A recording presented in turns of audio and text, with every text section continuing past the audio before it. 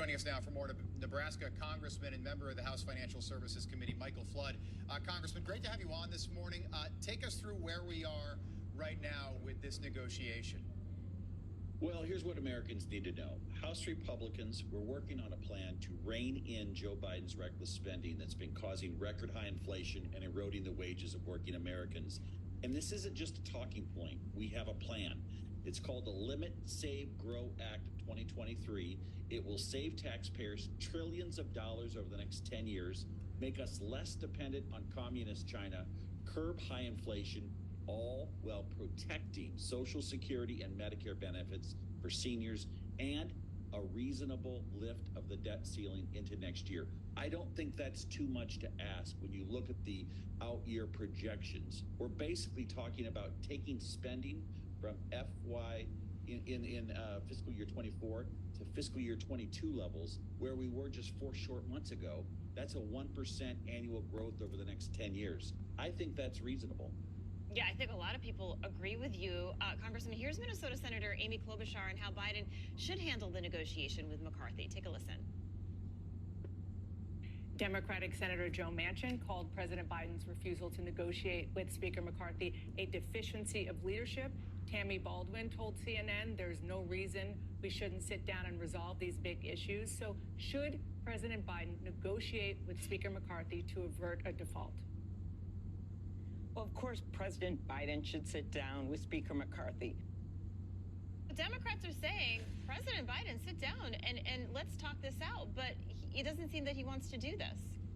Well, it's so simple. The proposal we have on the table does simple things like reclaiming unspent COVID funds. That could be $60 billion that's sitting in the Treasury right now, unobligated to any state, not spoken for any state. All we're doing is reclaiming that money back in to, allow us to have more cash, for the American taxpayers to pay our bills and not be borrowing so much more money. Defunding Biden's IRS army. I mean, the things that we're talking about are common sense. We're ending the student loan giveaway to the wealthy. Right now, President Biden is giving up $5 billion a month and counting, paying down people's student loan debt on, well, not their debt, only their interest. Meanwhile, private student loan providers are seeing default rates well under 3%. It doesn't make any sense. Yeah, it's really bizarre to see an American president avoiding in-person negotiation. There's been speculation that there's more to this.